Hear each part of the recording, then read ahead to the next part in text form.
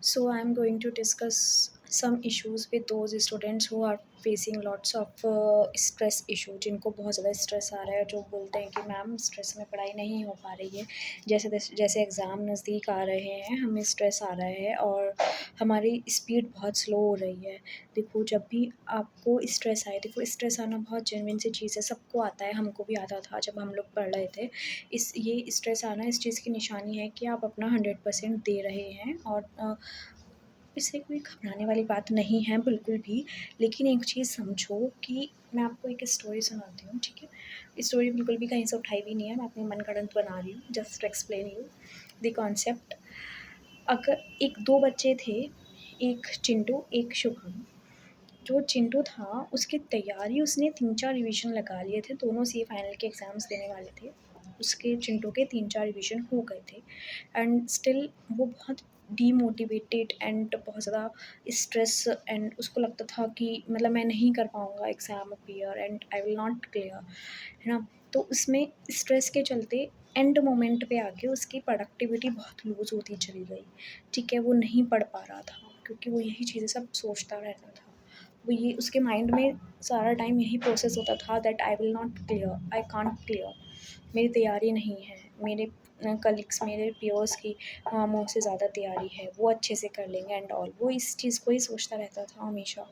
तो उसके कारण उसकी अच्छी तैयारी थी, उसने 3-4 रिवीजन लगा लिए थे and he knows the concept very well, but end moment पे आके वो इतना डर गया, इतना परेशान हो गया कि वो सब पैनिक कर गया और जो उसने किया हुआ था वो सब भूल गया और वो मेस्ड अप हो गया अपनी तैयारी के साथ। उसको पता ही नहीं चल रहा कि मेरी कितनी तैयारी हो गई और मुझे आगे कितनी करनी है एंड ऑल। वो नहीं कर पा रहा था। ऑन द अदर हैंड जो शुभम था, उसने क्या किया था, उसकी उसकी तैयारी अच्छी नहीं हुई थी, उसको ऑफ़िस से लीव नहीं मिली थी, उसको 1 डेढ़ महीने की ही छुट्टी मिली थी। उसने अपना माइंड बिल्कुल शांत रखा, उसको पता था कि मेरी तैयारी नहीं है, but still he constantly tell to his mind that I will clear, I will clear. जितना टाइम बचा है उसमें मैं अच्छे से करूँगा, अच्छे से प्लान करूँगा एंड आई विल क्लियर। है ना? बेशक मतलब मेरी तैयारी बहुत अच्छी नहीं हुई हो बट आई विल क्लियर। उसने अपने माइंड को कॉन्स्टेंटली ये बोला। उसके कारण जैसे-जैसे एग्ज़ाम्स नज़दीक आ रहे थे, वो और अच्छी तैयारी करता जा रहा था। उसको पता चल रहा था कि यार मतलब मेरे पास टाइम कम था, सो मुझे अब अच्छे से करना है, अब अच्छे से करना है। मतलब वो ये सोच रहा था कि मेरे पास हो गया तो गया, लेकिन अब तो है 30 दिन हैं, 20 दिन हैं, 10 दिन हैं, वो ये सोचता चल रहा था और वो उस अकॉर्डिंग अपने टास्क को पूरा करता चल रहा था। ऑन द अदर हैंड जो वो था चिंटू, उसका क्या था कि वो ये देख रहा था कि मैंने इतने डेज़ बर्बाद कर दिए। वो ये नहीं देख रहा था कि मेरे पास इतने दिन और बचे हुए हैं जो मैंने बर्बाद किए हैं, उसको कवर अप मैं कर सकता हूँ। वो ये नहीं देख रहा था।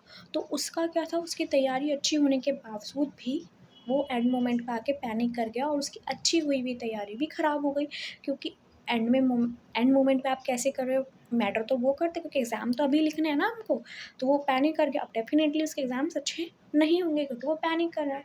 उसको माइंड में अपने बैठा लिया कि मेरे एग्ज़ाम्स अच्छे नहीं होंगे। ऑन द अदर हैंड जो शुभम है, बेशक उसकी तैयारी अच्छी नहीं थी, लेकिन वो पॉज़िटिव चलता रहा। वो सोचता रहा कि बेशक मेरे पास, मैंने 1 महीना, 2 महीना पिछले वो मैंने बर्बाद कर दिए एग्ज़ाम ऑफ़िस में जाके, लेकिन अब तो मैं पढ़ रहा हूँ, अब तो मेरे पास इतने डेज़ हैं, इतना टाइम है, और उस अकॉर्डिंग अपनी पढ़ाई को प्लान करता जा रहा था और उसकी तैयारी भी अच्छी होती जा रही थी day by day.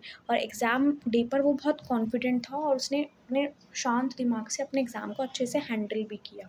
On the other hand Chintu panic कर गया एंड वो एग्ज़ाम भी पूरा नहीं लिख पाया। तो उससे क्या पता चलता है आपको कि आप पैनिक करोगे, स्ट्रेस लोगे तो आप भी चिंटू वाली हालत में पहुँच जाओगे। बेशक आपकी तैयारी अच्छी है, स्टिल आप मेस्ड अप कर जाओगे, ठीक है?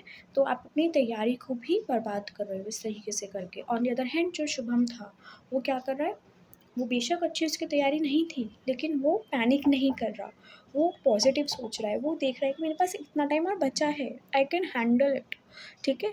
तो वो कम तैयारी के साथ भी वो अच्छा कर जाएगा, है ना? अच्छा कर रहा है। तो आप लोगों को क्या बनना है? आप लोगों को शुभम बनना है, चिंटू नहीं बनना है।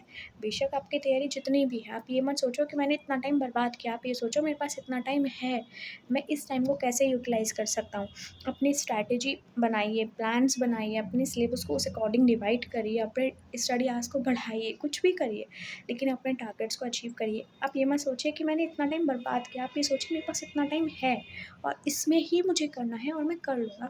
जब तक हम अपने माइंड में नहीं, अपने आप को नहीं बता पाएँगे कि मैं कर सकता हूँ या कर सकती हूँ, तब तक हम कर कैसे पाएँगे? सबसे ज़्यादा इम्पोर्टेंट है अपने आप को बोलना कि हमसे हो जाएगा, ठीक है? तो अपने आप को पॉज़िटिव रखिए, अपने माइंड को बोलिए कि नहीं आप कर लेंगे, आप कर लेंगे, आप कर लेंगे, ठीक है? हमारे पास जो टाइम है हम उसको अच्छे से यूटिलाइज़ करेंगे and we will manage our studies. तो आप लोग ऐसे करिए, बिल्कुल भी स्ट्रेस मत लीजिए। जिनको स्पीड का इशू है उनको मैंने कल बता दिया था ग्रुप में क्या करना है। मैं एक और वीडियो बना दूँगी, उसमें बता दूँगी कि आपको स्पीड कैसे मैनेज करनी है। Okay, bye bye.